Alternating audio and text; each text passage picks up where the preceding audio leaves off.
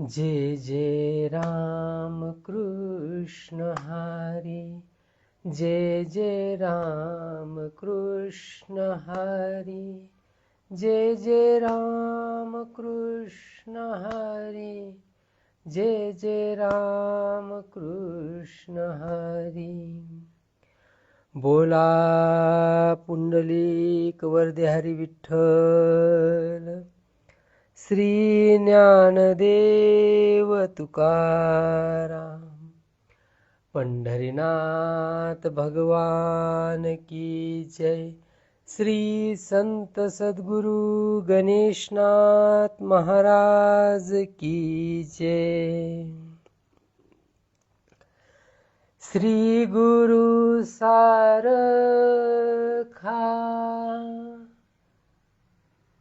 असता पाठी राखा,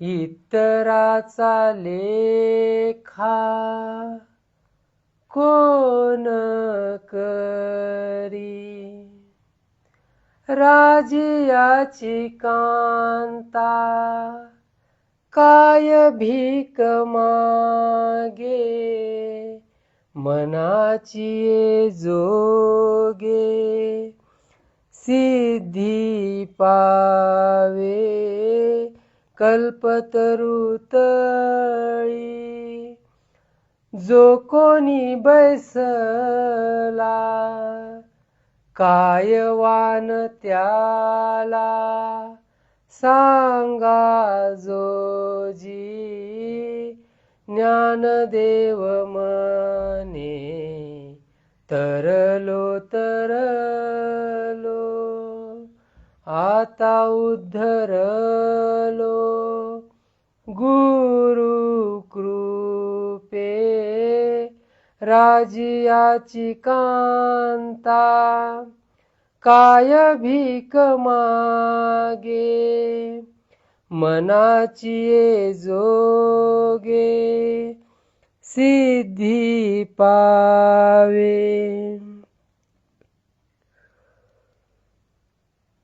महायोग पीठे तटे भीमरत्या, वर पुंडरीकाय दातो मुनींद्रे, समागत्य तिष्ठन्त स्वानन्दकन्दं, परब्रह्मलिङ्गं भजे पाण्डुरङ्गम्। अलंकापुरी पुण्यभूमी पवित्र, तिथे नांदतो ज्ञान राजा सुपात्र, तया ठविता घडे पुण्य राशी, नमस्कार माझा सद्गुरु ज्ञानेश्वरासी।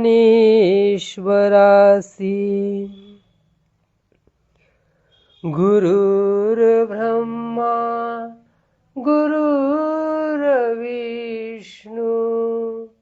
गुरुर्देव महेश्वरा, गुरु साक्षात परब्रह्म, तस्मै श्री गुरुवे नमः। सुखाचे उद्गार तूच बोलवीसी, तुझवीन कोणासी सांगू देवा, श्रोता आणि वक्ता तुची सद्गुरुनाथा, सांगू तुझी कथा तुझ पासी। श्री गुरु सारखा असता पाठी राखा, इतराचा लेखा कोण करी. राजियाची कांता काय भीक मागे, मनाची जोगे सिद्धी पावे. प्रस्तुत प्राप्त प्रसंगी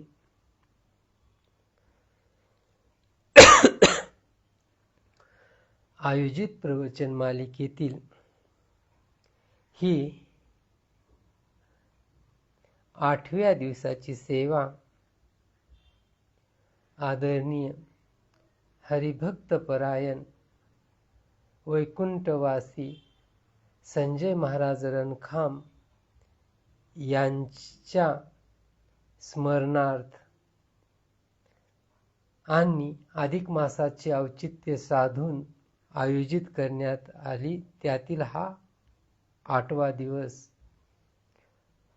सेवेसाठी घेतलेला अभंग हा श्री गुरु, जगाची माऊली, साधकाचे मायबाप ज्ञानराज माऊली यांचा आहे.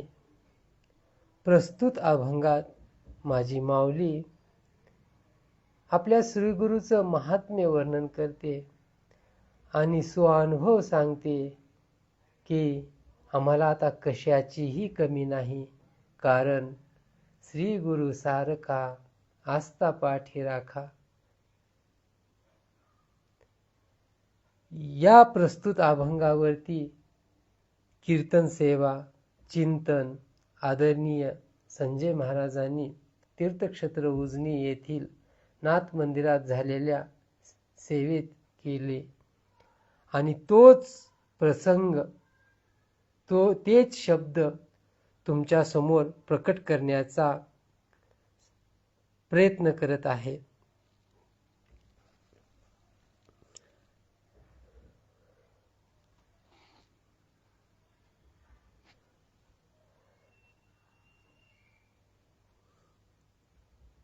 योगी पावन मनाचा, अपराध साहे जनाचा, हे जे वर्णन माझ्या मुक्ताईनं ताटीच्या अभंगात केलं आहे, अगदी तसेच स्वरूप माझ्या माऊलींचं होतं. योगी एवढ्या पावन मनाचा होता, काय वर्णन करावं. ज्या जगानं त्यांना नीट जेवू दिलं नाही, राहू दिलं नाही, आई वडिलांचं सुख प्राप्त करू दिलं नाही, त्या जगासाठी माऊली उच्चारते, अवघाची संसार सुखाचा करीन, आनंदे भरीन तिन्ही लोक.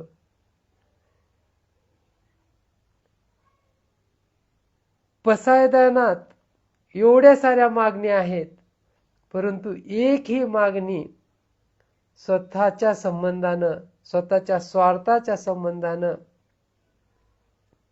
तर प्रत्येक मागणी या जगाचं कल्याण कशाने होईल त्या गोष्टी आहेत. भूता हे जे सर्व दिसतात जन, हे सर्व जे भूत मात्र, यांच्यामध्ये प्रेम उत्पन्न हो आणि हे सगळं विश्व प्रेममय होऊन जावो. हा किती वैश्विक, खूप किती व्यापक विचार माझ्या माऊलींनी प्रकट केला आणि ती माऊली प्रस्तुत अभंगात आपल्या सद्गुरूचं महात्म्य, आपल्या सद्गुरूबद्दल कृतज्ञता व्यक्त करते. काय म्हणते? श्री गुरु सारखा आस्था पाठी राखा. माझं पाठ राखण कोण करतो? माझा श्री गुरु. प्रत्येकानं जेव्हा आपण या नरदेहाला प्राप्त होतो, प्रत्येकानं आपल्या आयुष्यात कोणाला म्हणण्यापेक्षा ज्या व्यक्तीमुळं काही आपण चांगल्या गोष्टी शिकलो आहोत त्या व्यक्तीला, मग ती मुंगी असो, श्वान असो, इव्हन गाढवही असो, त्यालाही आपण मार्गदर्शक किंवा गुरुतत्व मानलं पाहिजे. माझ्या गुरु दत्तात्रेयांनी 24 गुरु केले. त्या 24 गुरूंपासून प्रत्येकापासून काही ना काही गोष्ट घेतली आणि ती घेऊन स्वतःचं आत्मकल्याणासाठी, किंवा तसं तर मुळातच दत्तगुरु हे ब्रह्मा विष्णू महेशाचा स्वरूप आहे, त्यांना गुरु करायची काय आवश्यकता होती, तरीही त्यांनी केलं. आणि आपण खवडी मोल जीव जंतू सारखं जगणं आपलं, आणि आपण अहंकारात म्हणतो मला काय गुरुची आवश्यकता. हे किती चुकीचं वागणं आहे, किती चुकीचं बोलणं आहे आपलं. जो परमेश्वराचा अवतार दत्त गुरु जर 24 गुरु करून घेतात, तर मग आपण काय केलं पाहिजे विचार करा. म्हणून जिथून आपण काही शिकतो त्याला आपण मार्गदर्शक गुरु मानायला काही हरकत नाही. परंतु या प्रस्तुत अभंगात माऊली ज्या गुरूंचं वर्णन करतात ती गुरु साधारण नाही. ज्यांनी या जीवाची भेट या शिवाशी करून दिली. अमृत अनुभव मध्ये माऊली वर्णन करते की जेव्हा ती आत्मानुभूती झाली, जेव्हा हे शिव पार शक्तीचं मिलन घडलं, हे सगळं प्रकृतीतील त्रिगुण मावळले आणि ब्रह्मानुभूतीचं मी जगू लागलो, तेव्हा काय अमृत अनुभव आहे, त्याचं वर्णन शब्दात होईल का. अशी सगळं आयुष्यात याची देही याची डोळा हे ब्रह्मसुख पाहण्याचा सोहळा कशामुळे प्राप्त झाला, तर तो माझ्या श्री गुरुमुळे. आणि असा श्री गुरु माझ्या पाठीराखा आहे.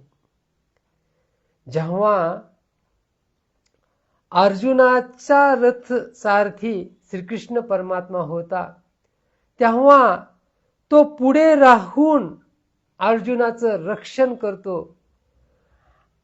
आणि जेव्हा द्रौपदीला वस्त्रहरणाचा तो प्रसंग आठवा, तिथे सहाय्यक व्हायचं असतं, तेव्हा पाठीराखा होऊन वस्त्र पुरवतो. म्हणून तुकोबाराय म्हणतात की मागे पुढे उभा राहे संभाळीत, आली आघात निवारया. योग शम त्यांचं सगळं काही, जे काही आयुष्यात दुःख येणार आहे त्या दुःखाचं निवारण, आणि जे आयुष्यात काही साधायचं आहे ते साधण्यासाठी मार्गदर्शक तो सद्गुरू होत राहतो.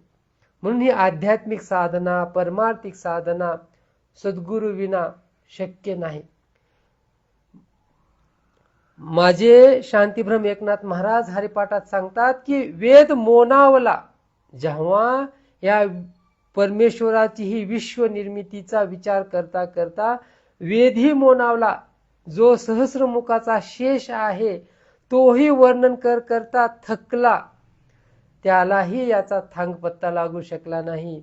मग हे कळालं कुणाला, तर माझे शांतीभ्रम एकनाथ महाराज म्हणतात की ज्याने सद्गुरू केला, ज्याने सद्गुरूंचा उपदेश अंतःकरणात उतरावला आणि ज्याने या आत्मानुभूतीचा अनुभव घेतला, परमेश्वर कळत नाही. मग असे सद्गुरू पाठीराखे राहून माझं रक्षण करतात, मला त्या आत्मानुभवात ठेवतात. म्हणून इतराचा लेखा कोण करी. मग आम्ही आता दुसऱ्याकडे का बघावं.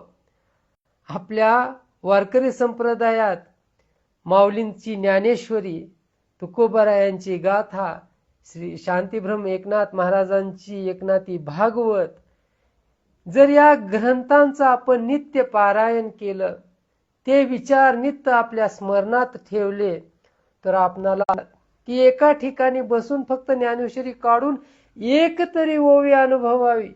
एक जरी ओवी आपण अनुभवली, वाचन नाही, ती वाचून अंतकणात उतरावून तशा प्रकारे जर आयुष्य जगायला लागलो तर काय होईल?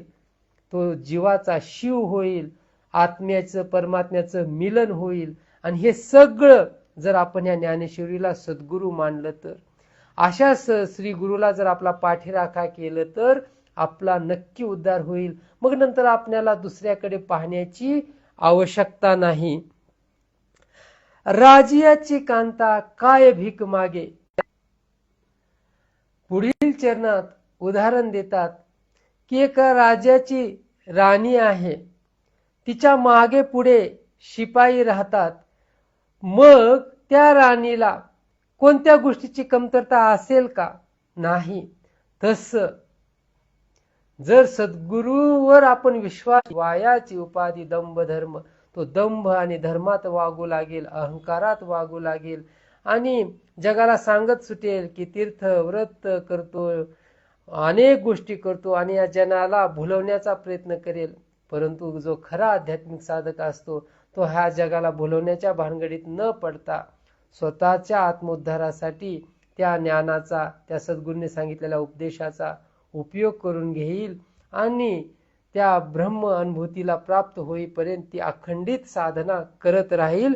म्हणून राजाची कांता काय भीक मागे, असं दारोदार फिरण्याची किंवा स्वतः काहीतरी दुर्बळ आहोत किंवा माझ्यासारखं हीन आहोत असे संदीपान ऋषींचं केलं, विश्वामित्रांचं पूजन श्रीराम प्रभूंनी केलं.